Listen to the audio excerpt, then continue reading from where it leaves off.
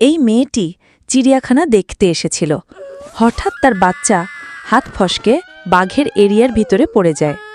বাচ্চাটি তখন কান্না করতে থাকে। তা দেখে বাঘটি 1 পা 2 পা করে এগিয়ে আসে এবং গর্জন করতে থাকে। তা দেখে মা তখন চিৎকার করে কান্না করতে থাকে এবং বাঘটি আরও গর্জন করতে থাকে। চারো সাইডের মানুষগুলো তখন হাহাকার করতে থাকে। তা দেখে একটি বিড়াল দৌড়াদৌড়ি করে চলে আসে। সেখানে সেই বাঘের এরিয়ার ভিতরে ঢুকে পড়ে এবং বাঘটির সাথে অত্যাচার করতে থাকে। হঠাৎ বাঘের একটি বাচ্চা সেখানে চলে আসে এবং ছেলেটির সঙ্গে খেলতে থাকে। তা দেখে বিড়াল ও বাঘটি অবাক হয়ে তাকিয়ে থাকে। অবশেষে বিড়াল ও বাঘ হাত মিলিয়ে নিল এবং বাঘটি ছেলেটিকে পিঠের উপরে বসে নিয়ে তার মায়ের কাছে চলে যায়। তারপর বাচ্চাটিকে তার মায়ের কাছে ফিরিয়ে দেয়।